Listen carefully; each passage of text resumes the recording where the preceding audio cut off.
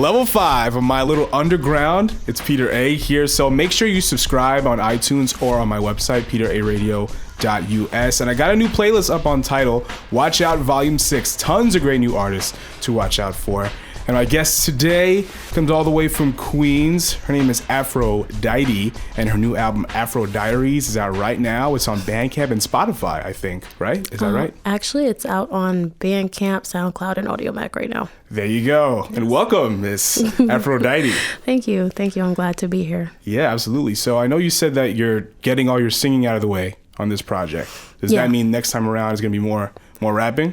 I definitely want to include some more rap, but I mean, I'm a singer first before anything, so of course it's going to be very melodic, but it's definitely going to be more bar based. Yeah, I'm very excited for that because the one thing I noticed on your album, you kind of flow even when you're singing. Yeah. So it's like you want to rap, but like something's telling you, like you said, you're a singer. Yeah. You're a singer first, which is really cool. And we were talking before about the importance of social media and how it helped you. And you have a pretty solid, following. Mm-hmm. Did you ever do paid social media posts to promote anything? No, I've actually never paid to promote anything before. Everything I put out was like, hey, I put this out, listen to it. Like I had a couple people that pushed my music for me, that, shout out to everybody that did have faith in me. But Blue Light probably was my biggest song. And when Blue Light came out, there was this, I forgot who exactly did it, but somebody forwarded it to a lot of blogs and podcasts and things like that. And they definitely circulated. I think it's almost at 10K plays now. So, yeah, and that was with barely any promotion on my end because I'm terrible at that stuff. Yeah. That's something that that stuff's important, you know. Yeah, I know. It's just like very repetitive. I do have to learn how to set up like automated posts for my account so that it just does it for me, but I never get around to it because I'm super forgetful. But never paid to promote anything before.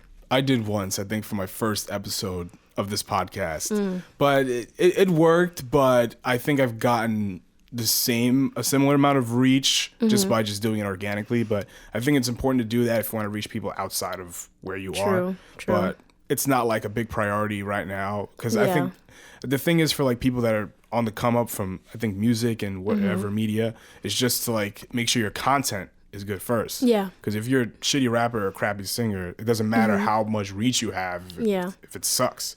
Yeah. So using, because you have a decent following on Twitter, how do you think is the best way to reach people on that?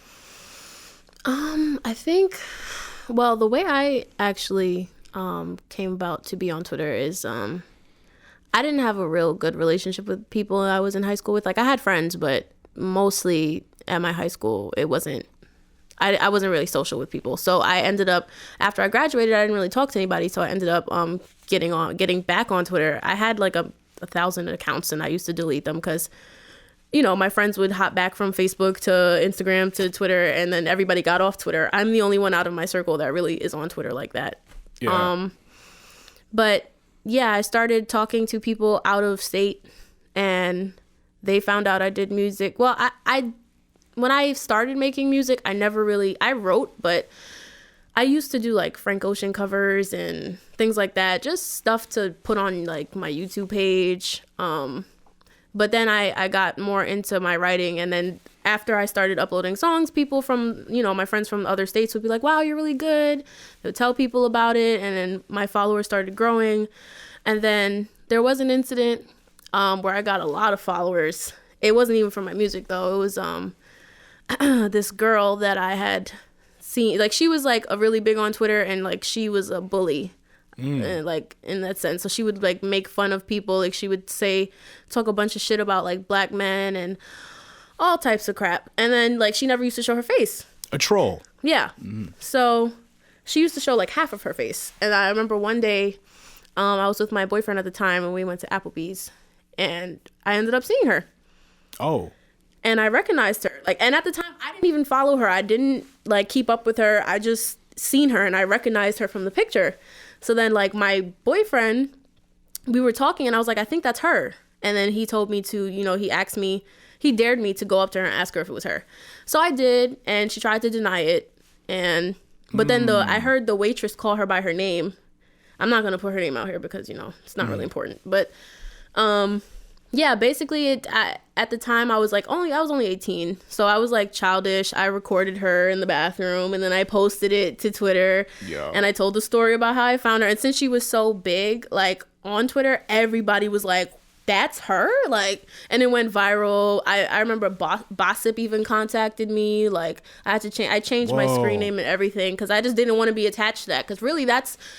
When you look back at it now, everybody looks at me as I'm the bad guy because I took a picture of her, but nobody accounts for the things that, she was doing at the time. But I mean, recently, actually, she came back on Twitter, and that actually caused a little stir again because she took a picture of herself because she lost a lot of weight. And she tagged me in it, and she was like, "Oh, you're the girl that exposed me that day, and, your cruel actions, quote unquote, are the reason I changed, blah, blah, blah, blah." So... that actually that got me a lot of followers. I think I actually gained like 1,000 followers from there, and then more people started looking at me and my music, so it actually benefited me. So I'm actually kind of glad it happened. But that's probably the moment that I knew I could take the most advantage from social media and use it to my benefit. You experienced the best and worst of social media at the same exact time. Definitely. You gained followers and you were like essentially called out for being a troll, but you were being trolled in the first place. Yeah. That's nuts. That's so crazy. Yeah, the internet is a crazy place, man. Absolutely. You got to maneuver it the right way. And it makes the world so much smaller. Yeah. There's people on Twitter that have beef that live in 2 completely different states. Like, I don't like. There's been like. And if you really stay on Twitter like I have, there's this one hilarious story where this guy, I think Christmas Eve, it was something like they was arguing over sports, and he drove, I don't know where he drove from, but he drove to Temecula to fight some guy. Yeah.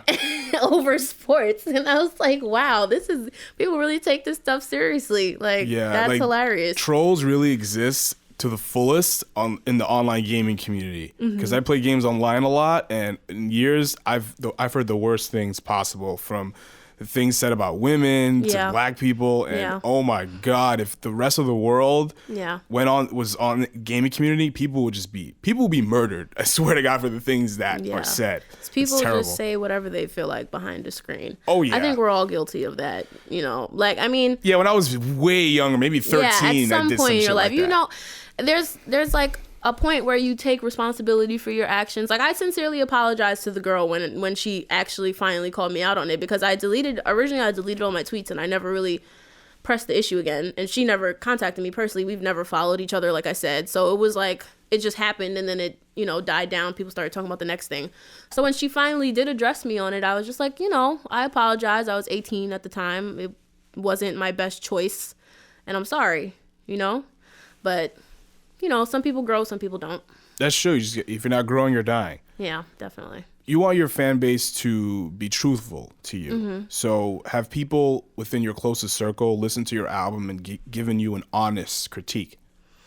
Yeah.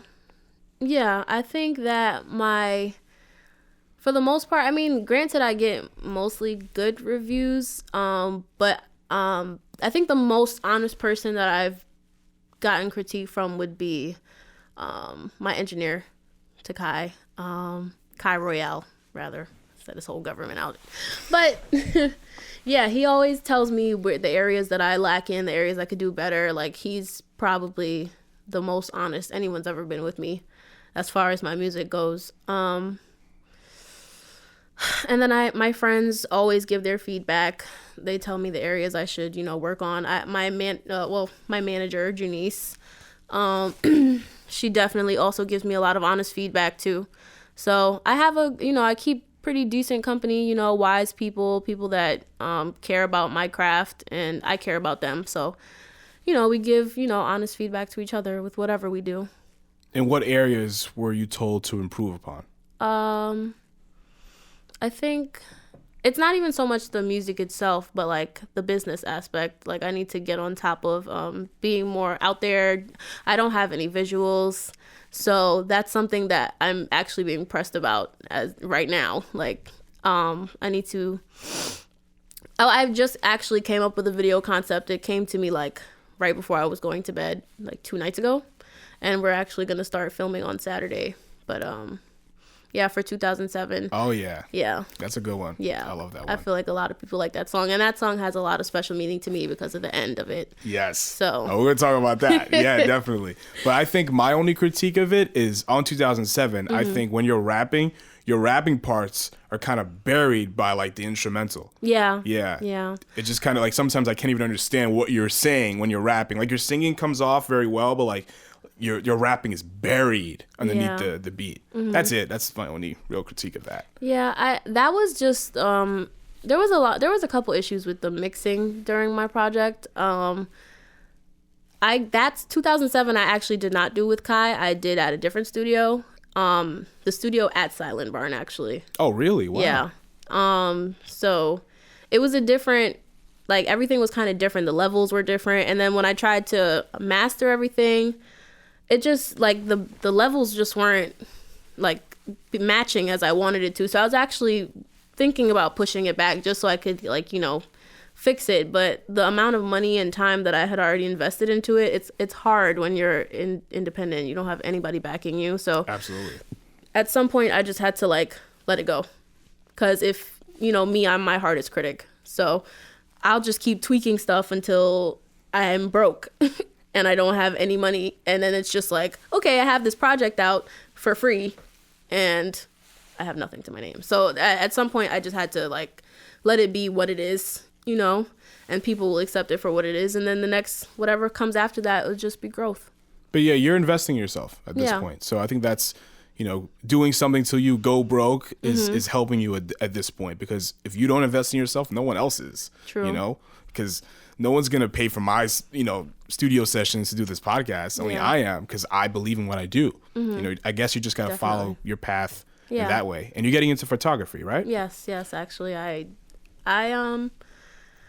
I started getting into photography back when I never had a camera. I bought one like recently, probably a few months ago. But back when I had my iPhone 6, I would just walk around and take pictures. And I didn't realize that I was actually good at it until like my friend, I was posting some pictures from my camera roll to my Snapchat. And my friend was taking a photography class in college. And she actually hit me up on the side and was like, hey, those pictures are really nice. Can I use them for my photography class? And I was like, really? She was like, yeah.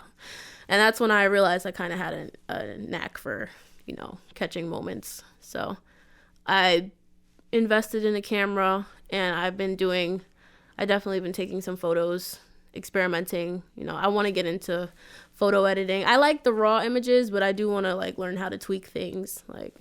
But yeah, it's something I can definitely make money off of if I focus. Right. So that's what I'm trying to do right now. Do you have an actual camera or you just use your Yeah, iPhone? I have a Canon Rebel T6. I just bought it a couple months ago. Well, there you go. Yeah. Keep doing that. What was the last thing you took? The last photo? Professional thing. I went to Joey Badass's. There you go. I went to his clothing line release event with Murder Bravado. It was like Pro Era Murder Bravado collab, and he was there. Ricky Dula was there, and I just started striking up conversations with people and taking pictures of them. And I was with my friends, Bar and Olive. Together they're your mystery guest, and they do photography too. So we were literally just all walking around taking pictures and experimenting with different lighting and backgrounds and stuff. So. Yeah, I actually got a lot of good shots. I should have brought my camera so you could see some, but... Yeah, I'd love that. That's awesome. I think I have some on my phone. I'll show it to you later, but... Yeah, do that. Yeah, I'm definitely... Photography, that's what I should have said. Photography is like one of my other passions. Right, yeah. Yeah. Because you already got the camera, you have some terminology down, you know how to... You're trying to work how to edit, and what's that thing? Photoshop. Yeah. You use that? I used to experiment with Photoshop when I was in college, but I haven't, since the program isn't free, I haven't bought it. But I think that's the only thing I miss about college, the resources. There you go. The only reason why I have Adobe Audition now is because of college. Yeah. It was given to me for free. So, that's the one thing that people don't understand about college. It's not just about sitting in a classroom. Yeah. You have certain things that are available to you. Yeah. People worked on my resume and stuff like that. So that's what you pay for, too. Mm-hmm. You just don't pay for textbooks and hear people talk sometimes bullshit. There's a lot of bullshit in college, but Definitely. a lot of things that are definitely helpful. So with photography, are you at a level where you can make business cards that have people book you to shoot their wedding, or are you just still kind of learning? I'm still trying to put my feet in the water, see where I excel at the best. I haven't been able to, I shot at an event, but I haven't been able to really like be the sole photographer and like catch, like I'd never done a wedding or anything like that. Like I need to actually do it before, because I feel like once you get into that field, you kind of get to see where you're good at, and then like once I need to go to a wedding so I could just take pictures. My sister's actually, she just got proposed to, but she's not getting married till 2020. But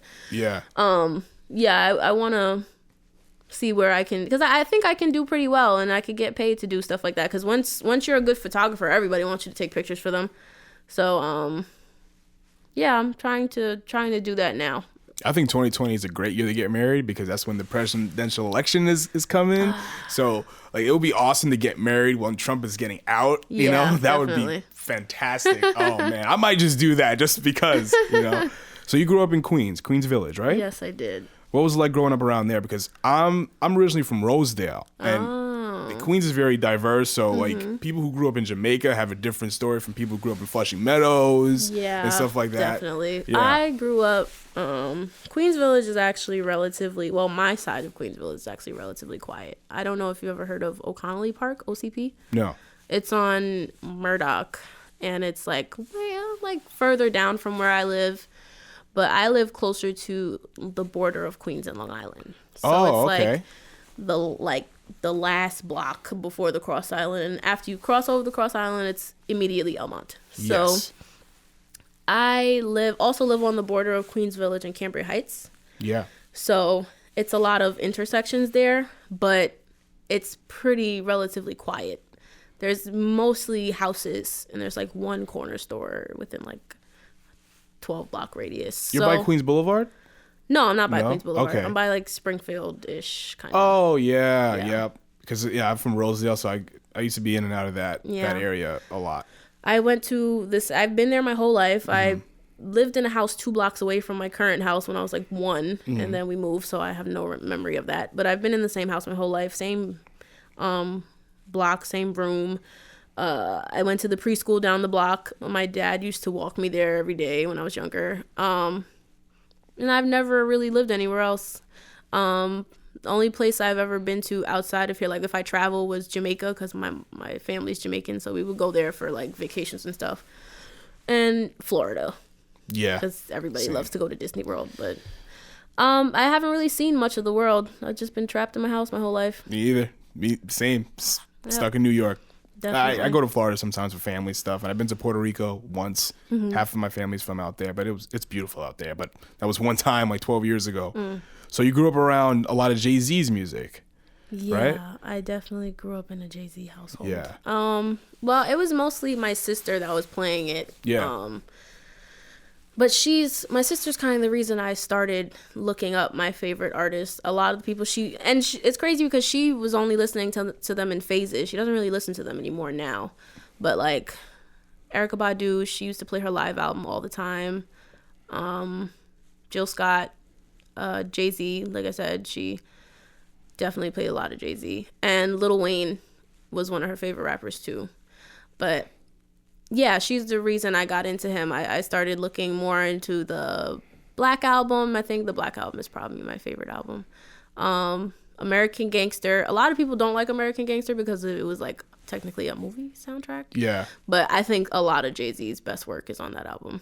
Yeah. Unpopular opinion, but I haven't heard that. I only heard, the big single from that album, but I got to dive into that. I like the Black Album. The Blueprint is very good. I love the Blueprint. And the first 2 albums, Reasonable Doubt and In My Lifetime. Doubt is undoubtedly a classic. Yeah. So. Especially Friend or Foe. That's just my favorite song.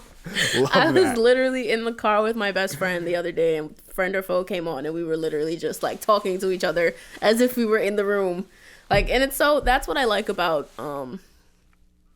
Jay-Z. I feel like he's very descriptive. Yes. He makes you feel like you're You're right there. Right next to him. Don't you ever come around here no more. Love that. Love it. And Premier did the beat. Love DJ Premier. One of my favorite producers. Definitely. Did you like 444? I did. I thought it was a beautifully constructed album. That's grown man rap right there. Yeah, it definitely shook me a little bit because I was like, really, Jay-Z, you had to cheat on Beyonce? Like, what's wrong with you? I mean, we all knew that he cheated because of Lemonade, but like, damn, like hearing his side is like, shit. Like, and he's dealt with a lot. Growing up, he had a pretty hard life. But it's not excusable, his behavior.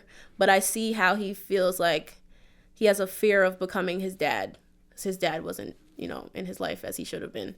So I see how he grapples with that. But at the same time, it's like, come on, bro. Beyonce? Cheat on Beyonce? Like, nah. You risked that for Blue? Man, I love how honest he was. Like, I love that album. Blue is I always say, like, when Blue gets older, she's going to listen to the album and be like, wow. You done fucked up, daddy. You done fucked up. Yeah. You saw in I think it was the Grammys, she was telling her parents, like, be quiet or whatever. I love that. She's so cute. Yeah. I love her. You love Amy Winehouse too, right? Yes. Wow, you do your research. And, I try. You kind of have to half stalk people when you do this kind of thing. You're going to realize that if you get into like radio and stuff like that. Did you watch the Amy documentary? Actually, I have not watched it. You have to. I'm going. I was going to, but then I was like, I don't want to be sad. Oh well. I'm gonna be honest. It's dumb sad. It's crazy sad. But you're gonna appreciate her a lot more. Like, especially Rehab. Like, you're gonna see like how like truthful a lot of the lyrics on that song are. It is unbelievable. Yeah. But you would probably hate her dad. Yeah. But you're gonna be sad as hell, regardless. But you're gonna appreciate her more. Yeah. If you like the Back to Black album, you're gonna love it a lot more after hearing this. You might actually like tear up a little bit. Like I know I'm going to. I'm very emotional. Especially that album. Like after watching the documentary, I put on Back to Black and I was like, I have to stop for a second because I'm about to weep on this train right now. I have a Fire Stick, so I know when I go home I can just like look it up in the movie Exodus app and find it. I'm probably gonna. That's another thing. I don't watch TV at all. Yeah, I don't. I have a TV in my room. I don't turn it on. It's like TV for me. I'll watch movies, but I don't like. I think I realized I don't like TV because I hate commercials. I feel like it's just. I don't know. I have to sit through this entire thing and watch these commercials and then wait for the show to. I mean, yeah, but I'm saying like I rather like Atlanta came out recently, the second season, and I'm literally not watching it. I'm waiting until it finishes so I can watch all the episodes back to back to back. So it feels more like a movie. Right. So like I just don't like sitting in front of the TV. I feel like there's other things I could be doing. I get you. I'm a little less productive than you. I definitely love watching TV, but like because I think that there's a certain like ritual, like you watch a TV show and then you're like, wow, what's going to happen next week? You have that feeling throughout the whole week and you're talking to other people who've seen it. Man, what do you think is going to happen next week? When you binge watch, like I love binge watching shows. Like what's really interesting? I think people are believe that binge watching is a new thing. Like when we were kids, when Ed, Edd n Eddy was on Cartoon Network like all day, like that's all I would do. Yeah, exactly. It's the same thing except that like it's on demand. But I love that feeling of like, man, what's gonna happen next week? But with commercials, you can just go to the bathroom for 5 minutes and come back and with binge watching, you could pause it. You could stop where you want. The TV doesn't go on without you if you decide not to come back. It's like. I don't know. If I can't have it exactly when I want it, I don't want it. So. All right. But there's a lot of good. I mean, HBO. No commercial on HBO. Yeah. I like the movie channels. Yeah. I have my cousin's Verizon Fios account, so when I want to log in and watch stuff, I can. But I choose not to. A lot of your skits remind me of an episode of Insecure. Like, yeah, I think that like Issa Rae I love that show. Would love this if she heard this. Like. A lot of Miss Eve stuff was included in Insecure. I think your music would be perfect for Insecure. If Issa Rae ever listens to this podcast, you should definitely pick up Afr0dite's album and put it in. Hello, Issa Rae. We could work together, please. I would love to be a soundtrack on your show. Absolutely. You think that music is in an experimental phase right now, right? So, like, who do you think is an artist that's doing the most experimenting? That's a loaded question, I know. That is a loaded question. Yeah. Right now, I mean, do I have to like their music to consider? No, of course not. Okay, cool. So, I mean, I think right now, if we're talking about experimental, I do think that Tekashi 6ix9ine is experimenting heavily right now. I think he's seeing what he can get away with. Who else? Now, I think I mentioned this in the last interview, but I do love Lil Uzi a lot. I feel like he definitely pushes the limits, pushes the barriers, because people think like he's definitely what people would consider a mumble rapper. He's in that category because of the XXL freshman class he came up with, but I think there's something different about him. Like when you really look at his influences, he's heavily influenced by like Marilyn Manson and some other people. Like, I don't know too much about his background, but I know he's from Philly. And when you're in situations like that, I can imagine him growing up and being looked at as weird, for his likes. But I think that turned him into something, especially with the producers that he's paired with. They definitely help him blossom into something more. Like, his music doesn't sound like 21 Savage's music. It doesn't sound like super gangster hood stuff. It's very experimental, in my opinion. I think this is, and if he grows as an artist, hopefully he can, get off of the, drug problem that he has, because he, ever since Lil Peep died, he said he's been trying to get clean. So I think if he can focus, he can definitely be a very influential artist. Like, I see a lot of potential in him. He I definitely agree. He's up there. He's not like I'm not the biggest Uzi Vert fan, but when I hear his music, I'm like, okay, I see what you're going for. Yeah, here. you can You're tell definitely he's trying to leaning somewhere else without being obnoxious about it. Yeah. I think certain artists think that, I have so many different influences. Let me just put all those influences on one song just to be different, quote unquote different. And it's not, it comes off obnoxious. Right. But I think Uzi Vert, but he does it to the point where it's catchy. Like then people, even if you don't like him, he has a melody, or his hook makes you makes you want to dance. And I feel like that's a lot of things that people get. That's something that people get misconstrued a lot. Like, people look to artists like Lil Uzi Vert, Lil Yachty, all those people for lyricism, and I'm like, what do you expect from these kids? They're literally kids that just want to make fun party music. That's it. And people just make it seem like it's this big, they're pushing out real rap, this is what you're replacing it with. I'm like, you don't even, truthfully, there's a lot of people that's rapping right now that's really spitting, and people don't pay attention to them. You're right. You're absolutely right. And then, like, I know personally, like, DFNS, the producer, he raps too. He's not just he was a rapper first, always. And, like, when people listen to him, they feel like it's like a 90s throwback kind of, and they kind of categorize him. And that's another thing I hate. I hate being put in a box. So, word up. I know what that's like. Yeah. So when you take people that are trying to be lyrical, and then you tell them that they're too old school, and you're putting them in a box with 90s stuff, and you're just pushing them away, and then you complain about people that sound new, it's like you don't really know what you want. You're not just growing. A nagging fan. Exactly. I like what you said. People don't know what they want. When people do good things in hip hop, like, look what happened with Jay-Z, right? Oh, this is golf course music. This is like, kids can't listen to this. Right. But if you turn around, these young kids, they're not, all they do is mumble. Like, you don't know what you want. Right. Like, guys out here are making really good music, but you don't care. Right. No one's really talking about Princess Nokia. I think she's fantastic. I actually I heard her name, but I've never really got into her music. I think you'd love her. She's amazing. She's a really good rapper, and she toys with different sounds. She has like a unique soulful take on like the New York sound. Then she has a little trap flavored stuff, but she mixes it very well. It's very interesting. And Open Mike Eagle, do you know him? No, actually. He's another one. He's very, very experimental in hip hop. He's very melodic, kind of like you, very soulful, very conceptual. And I think what Vince Staples is doing, his last album was just like, nobody sounds like that. Nobody. Staples is dope. He has that's another thing in this music business. You have to have a very distinct voice. Yeah. And he has a very distinct voice. Yeah. So I don't even have to know that this is a Vince Staples song. If I hear the voice, I'm like, oh, yep. That's Vince Staples. Facts. Absolutely. Definitely. As far as female MCs go that are out right now, like since you mentioned Princess Nokia, I definitely do want to mention Dawn Monique. Dawn Monique? I think she's really dope. Black Kate Moss that she's doing right now, that was pretty good. You gotta put me on.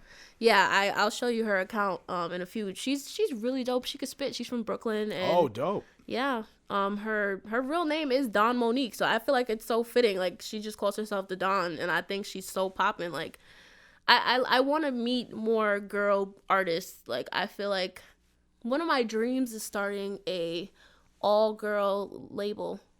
Like, that'd be dope. I love that. Yeah, female producers, girl A&Rs, girl managers, girl everything. Like, and you don't like. I feel like the music industry is very dominated by men.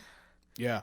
Very much so. And I feel like a lot of what gets put out is distributed by a bunch of white Jews because they're the ones that really own the companies. Yeah. But yeah, it would be dope to see a black owned all female label. And yeah, I'd love that. I and as you know, it's funny, a lot of the that. artists that I've interviewed in radio and stuff like that have been mostly women, you know, and I'd love to see that, like an all women label and women doing everything. That's so dope. And I really like Lizzo. You know her? Oh man, she's another. Just putting me on to a bunch of people today. Yeah, she's very melodic and she can rap her ass off and she can sing really well too. You'll definitely dig her. So, what was the first show you've ever played as the Afr0dite?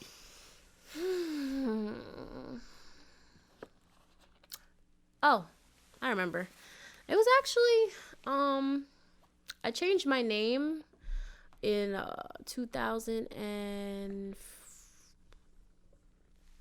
let me think. 2014, end of 2014. But I used to drop music and then just not really, do much. I would just go to the studio, put it out, and that would be it. So, recently, actually, it was pretty recent. My first show is the Afr0dite. It was like last year, it's probably summer of last year, maybe. Like when it was starting to get cold at first. It was with Dinnerland. They had an open mic, and I just went. And I told them, when I was in the audience, I was like, this is my first time performing in 3 years.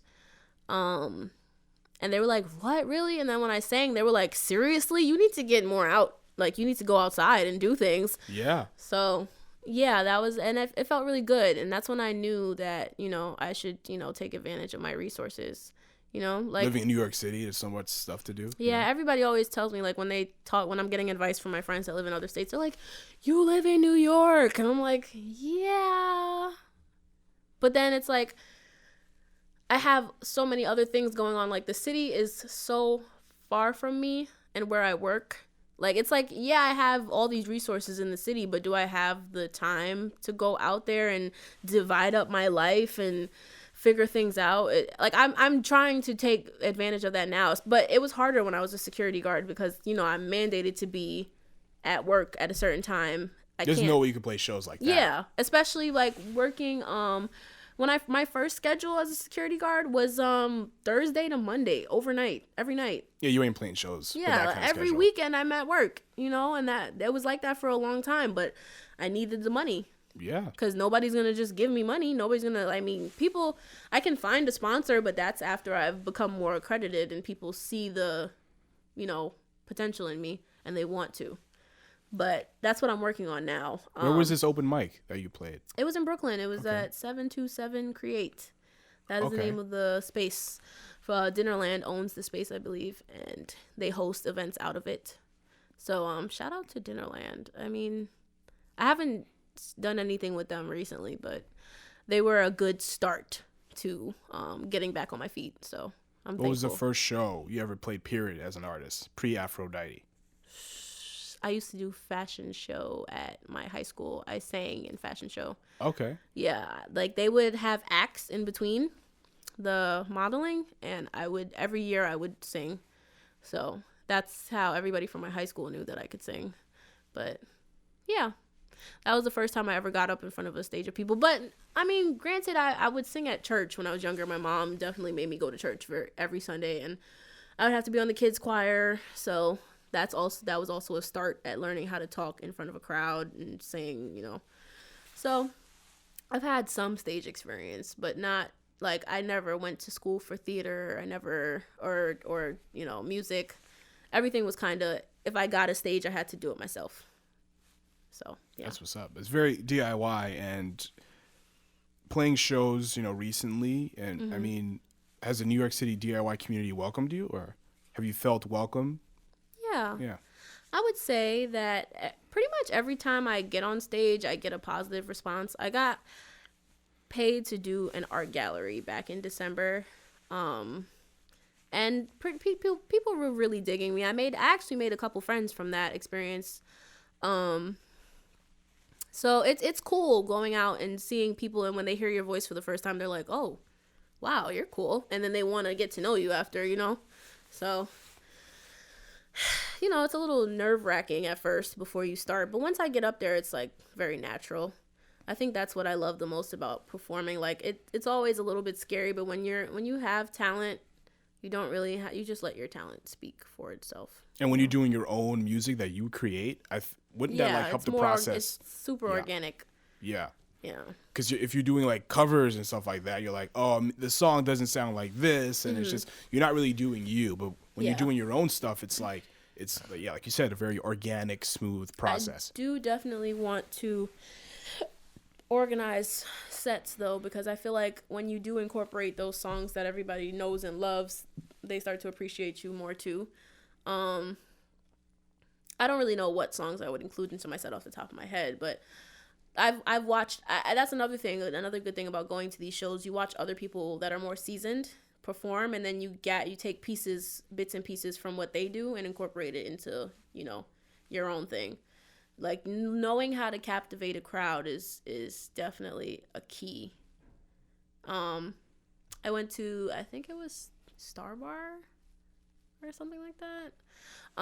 I went there and I watched this guy. Oh, his name escapes me right now, but he had a live band, and boy, he just knew how to get your attention. And he wasn't even like at the top of his game that night because he had just finished performing somewhere else, and he said his throat was very sore. Sounds like Black Milk. I love Black Milk. Yeah. But yeah, he still rocked the stage that night, and it was crazy because he just had a vibe to him. Like his energy just made you want to like dance and just vibe out with him. Like he made you feel like you were right at home. Yes. Like he made the venue his home. That's my goal every time I perform.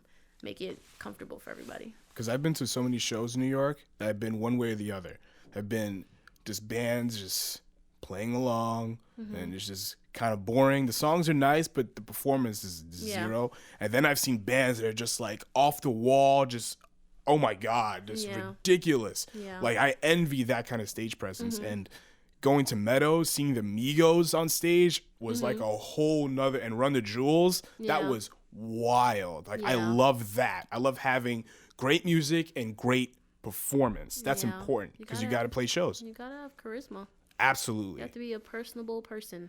Yes.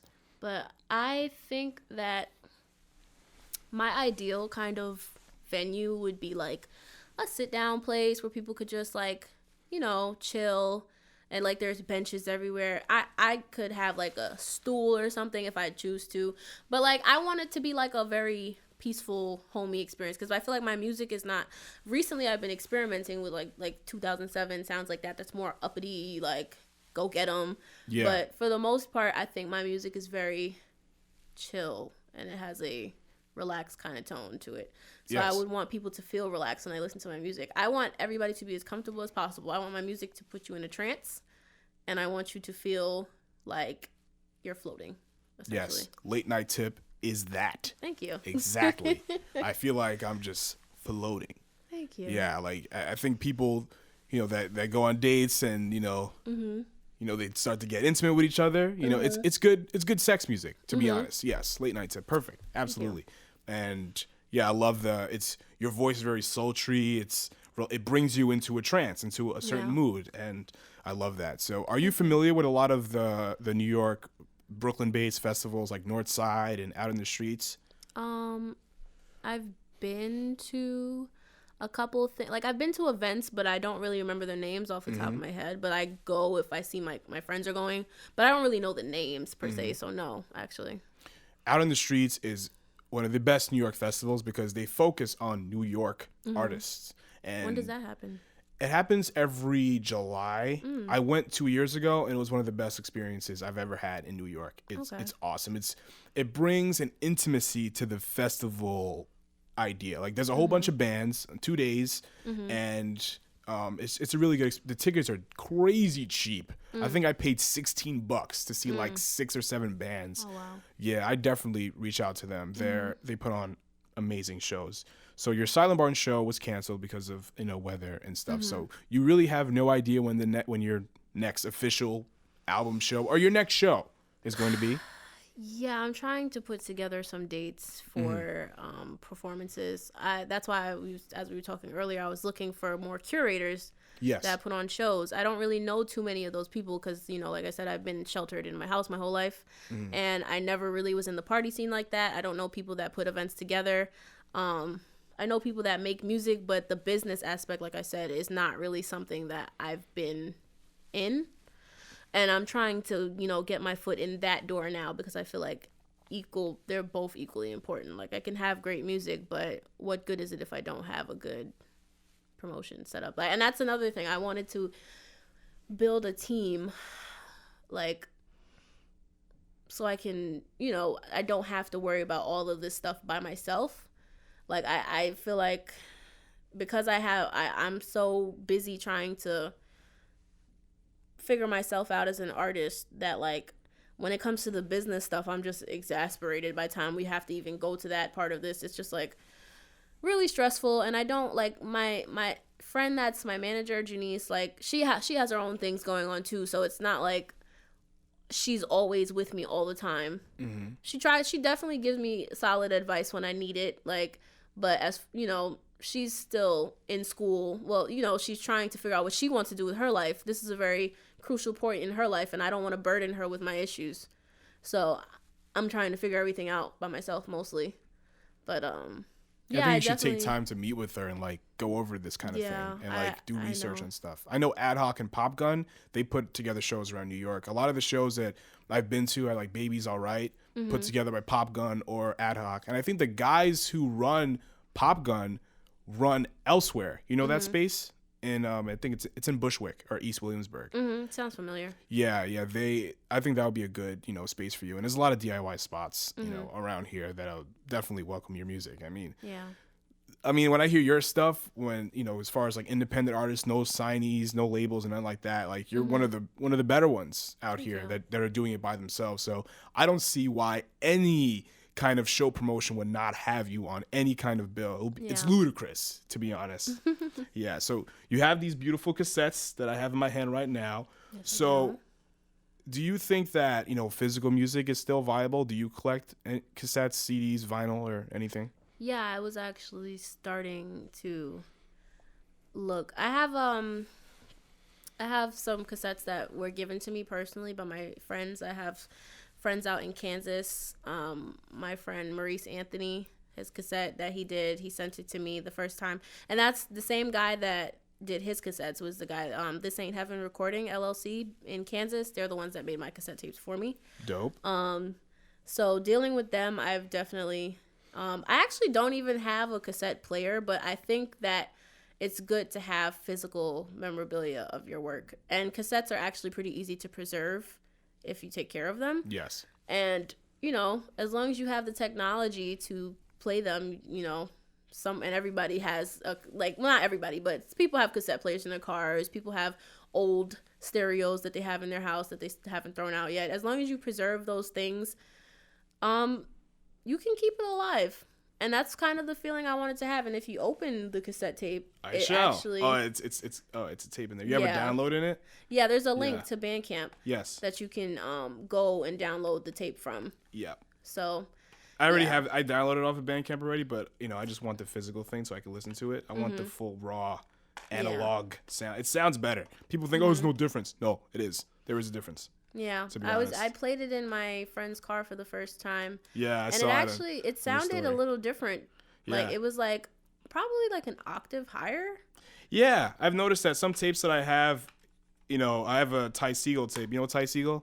Yeah. Yeah. So I bought his last album on cassette, and the first song is like an octave or two higher, and it sounds fantastic. Yeah. Yeah. It puts your music in a whole other perspective. Like, Absolutely. You wouldn't think of it in that. You wouldn't think of it in that key, that tone, or anything like that, and it just sounds refreshing. Honestly. Yeah. Like I was surprised when I heard it, but then I got used to it after a while. Like, it sounded, Yeah, here we go. We got this beautiful black and oh, this is gorgeous. I love that. Thank you. And the download. Oh, this is awesome. Like you really took the art.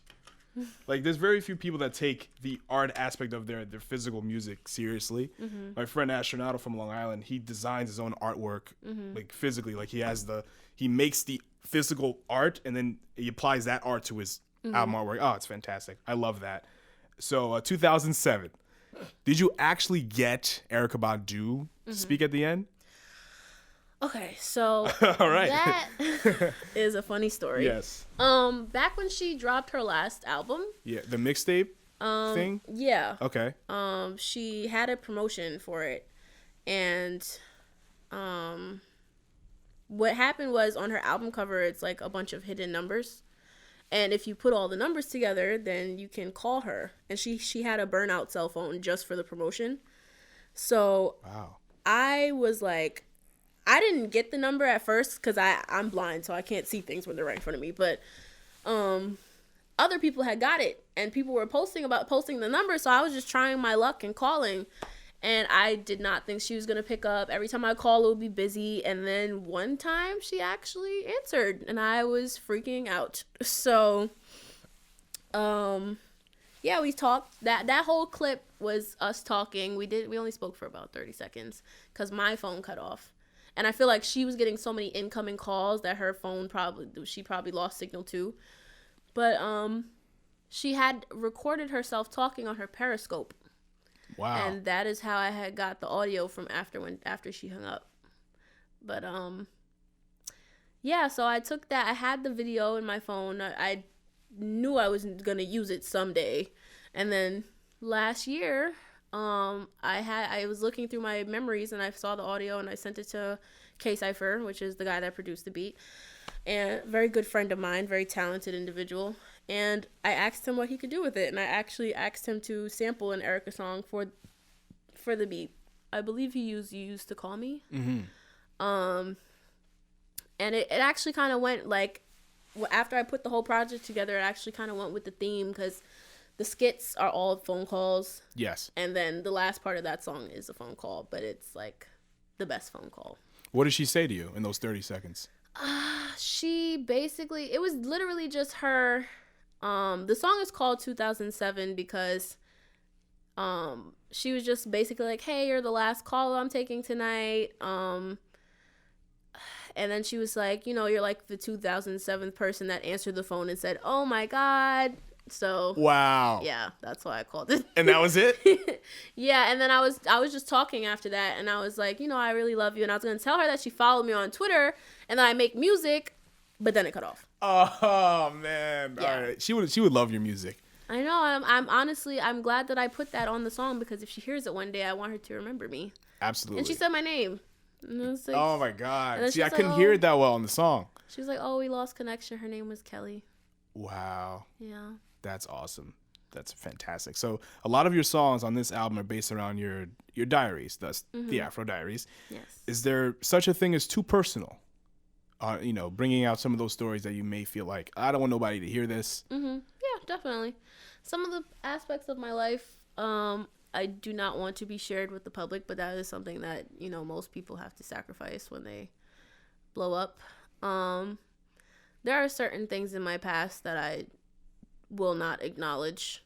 But if they were to come out, I would have to embrace it, Like, I'm not going to say that, I'm not going to lie and say that I didn't have anything to do with it, because there's people that grew up with me around that time that, can vouch and that can say that, I was involved in said situations. But I would rather the whole world not know for as long as possible. I'd rather prolong that as much as possible. But, everything that was done in the dark comes to light eventually. Mm-hmm. So I'm just going to have to take it with a grain of salt. Yeah, that's all you can do. Yeah. And are any of the songs on here things that actually happened to you? Yeah, for the most part. Guys not answering you when you... Oh, yeah, all the time. Mm-hmm. My love life is a joke. But... Same. Yeah. So, the whole album is not about one specific person. Of course. It's just... I turned it into a story so that it could make more sense and be more cohesive. But each song is not exclusively about one person. Twin Flame is about a very close friend of mine. We were romantically involved for about 3 years. And after we, we would, get each other on a personal level. And then the physical stuff would just happen. But after a while, we realized that it's kind of holding the both of us back. So we had to, learn to grow apart and just be friends. Sunrays, that was just a story I came up with in my head. It's basically about meeting somebody in the street and then a relationship blossoms from meeting them in the street. So, I mean, that's happened before, but that situation was not about, that song I wrote was not about any of those situations. I was just, writing. What else? Late Night Tip was, that's mm-hmm. A booty call. Yeah. Okay. Yeah. No need to explain. I already got it from listening. It's cool. I love that. So who are you listening to now? Right now, I actually listen to a lot of trap music. Oh, same. I like because I've been trying to keep my energy up the past few days. So right now, I'd say people that definitely keep me up. I love ASAP Mob. Yeah. I love the Migos. Ooh. Their last album, I wasn't feeling it too much, but there are certain tracks on there that I absolutely love. Motorsport, Stir Fry. Yeah, Stir Fry, Walk It, Talk It. Oh, yes. BBO. BBO's my favorite song BBO. right now. Oh, my I God. was literally listening to that as I was walking. Love and that. I had it on repeat. That's how much I love that song. I love 21. He's on the hook only. Yeah. Oh, and man. he just kills it. And Superstars is great, too. I actually didn't listen to that one. It was one of the first songs. And the same guy who did that beat, I think Buddha Bless, did one of my favorite songs on the first culture called Casting. Yeah, Buddha's pretty dope. Yeah, he's real dope. Buddha's amazing. Did you like Without Warning? Not the whole thing. I love the whole goddamn thing. That whole thing from Ghostface Killers all the way to the last one was Darth Vader, I think. There's some songs on there I do like. I can't tell you that. Like when I listen to it on Audio Mac and it kind of just plays in the playlist. Okay. So I can't really tell you exactly what songs I like, but there are some songs on there that I know. You gotta listen to the whole thing, front to back. You gotta. Because I'm pretty sure I have, because I just let it play. It's the playlist is in my playlist. So when I added it, it just literally plays from first to last track, and then whatever else songs I have just play randomly. But I do listen to it back to front when I do. But I've been on my front to back. Yeah, front to back. Back to front. But I mostly have go on Apple Music because my friend pays for it on his family plan, so I just take advantage of it. That's what's up. But and. Who else? But when I'm not really up to in the mood to do all that party stuff, then I have I have my other playlist. Let me look at it so I can tell you who's on it. You gotta listen to Raven Lene. That name sounds very familiar. Yeah, she is fantastic. I think she's the future of R&B. Like her and Kalela. I've heard that name a lot too. Love them. They are so good. Very exciting, beautiful stuff. They are the future. And that Without Warning, like that song Disrespectful, when 21 Savage comes in, I'm a chain swinging gang. I'm like, yo, this guy's on one. Oh, God damn it. And Offset is just so charismatic. Yeah, oh, man. yeah. I love the Migos, man. I love Offset. They have really good chemistry, all three of them. Yes. And Metro Boomin murders it. Definitely. Fantastic. All the time. So you have no word on your next show. You don't know when that's going to be. Not right now, no. But as soon as I do find out, I will definitely let you know. Okay. Where can people follow you? People can follow me on Twitter, Instagram it's all spelled the same. It's TheAfr0dite, the Afr0dite. All across Twitter, Twitter and social media. Twitter, Instagram, SoundCloud. Not Snapchat. Yeah, those are the three things I use most of the time. And I've definitely stopped using Snapchat, especially after that whole Rihanna thing. Word up. I'm on Instagram stories now, so you can catch me, see what I'm doing, see what I'm up to. You know? Yeah, your stories are lit though. Thank you. Yeah, you turn up. I you try get out to make here. them as aesthetically pleasing as possible. Yeah, you're right. That's how I found out about these tapes. I'm like, you cut open the box. I'm like, I gotta get me one of them shits. Definitely. I appreciate it. Yeah, thank you. I appreciate you having me. Yes, Afr0dite. Very fun to talk to you. I'm gonna enjoy the shit out of this tape. This has been Level 5 of My Little Underground. Please subscribe on iTunes and check out the website, peteraradio.us. A big thanks to Mike of Continental for holding it down once again. Shout out to Mike. Woo! Yeah. All right, guys. Take care.